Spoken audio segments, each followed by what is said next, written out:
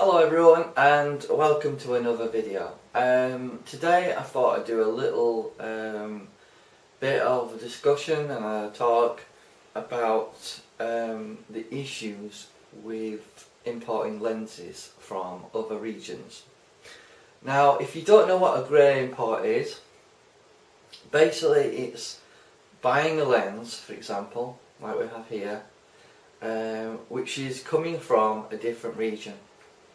Now that other region might be Australia, America, Asia, Hong Kong, possibly Eastern Europe.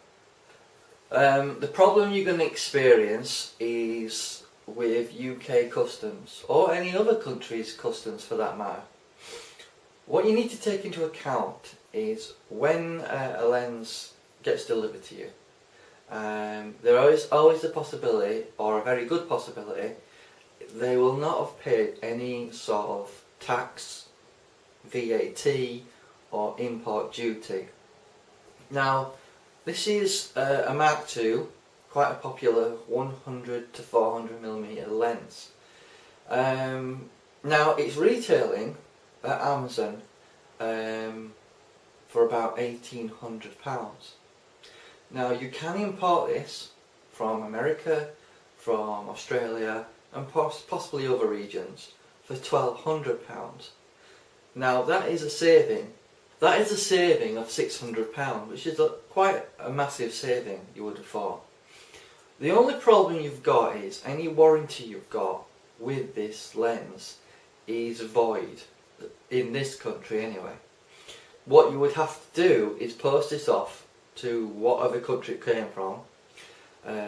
For example, this has come from Australia, so you would have to post this back to Australia. They would have to repair it, look at it, communicate with you, possibly costing you extra money, because the international calls cost more money, and obviously you've got to pay for shipping there and shipping back. Now, as you can appreciate, something like this is going to cost you a fair bit in shipping charges.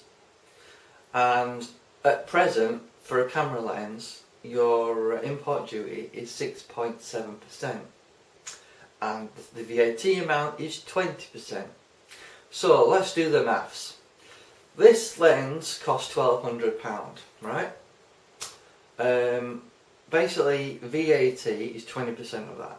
So let's say, for argument's sake, let's say let's say £225, something like that.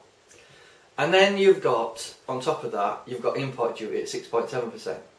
So the total cost to import this is going to cost £336 for a lens worth £1,200. Yes, that is a big saving if you think about it. If you're saving £600 buying this lens in the UK, half of what you've saved, even if you pay the import duty and the tax, you're going to make a significant saving, over £200 savings. The only problem is, if something goes wrong with this lens and you have to send it to Australia, it's going to cost you probably between £100 and £150 to get it sent there with insurance and back. Keep in mind, most carriers don't cover anything that's got glass in it, so if something goes wrong with the carrier firm, basically your insurance is worthless. So I just want to talk about what would happen if you went abroad with this lens on holiday. You wanted to take this lens to Africa to take wildlife pictures. Great, you might think. The only problem is, you go on holiday, you take your lens, you take lots of pictures, and you come back to your country, and then they say to you, then the import guys say to you, show us the documentation for that lens because we think you've bought that abroad. And if you've got no documentation, you will have to pay import duty on it. And unfortunately, that can be a problem, because obviously you might not have that sort of money lying around, you know. Imagine if you bought a 500mm f4 lens, you know, worth £6,000. You're going to have some major bill for that if you can't prove that you've paid your tax and VAT. What you've got to remember is when you buy a grain pot from one of these cheap companies that sell on eBay, on Amazon, the problem you've got is they're getting the lenses and cameras on a pallet. A lot of the time they're actually slipping through customs, so they're not paying any VAT or import duty on the equipment they're selling to you. So you, as far as you're concerned, you're buying it from them in the UK, possibly. They might have a warehouse. An example was this was delivered from Manchester, you know, not too far from West Yorkshire where I live. However, you've got to keep in mind that if you go abroad and you come back, they're going to be asking for proof of purchase, such as a VAT receipt. These companies have got them delivered on pallets, haven't paid any VAT or any sort of duty. So when they say they will provide you with an invoice, unfortunately that invoice doesn't mean it includes VAT or import duty. So you've got to weigh these things up. You know, are you prepared to pay VAT and duty if you're caught, basically? Because when the company doesn't pay the import duty and tax, who do you think has to pay it? Because the tax man won't go after the company, they'll go after you because you're the importer. So keep that in mind when you buy a grain pot. If you can, make sure the person that's brought it into the country has paid VAT and duty, because the last thing you want is to be landed with a bill. So I'm sending this back. Another thing you have to think about is the warranty. Now, as far as I know, Canon will honour basically grey imports under their warranty. They may choose to do so, possibly, but it is a risk to think about.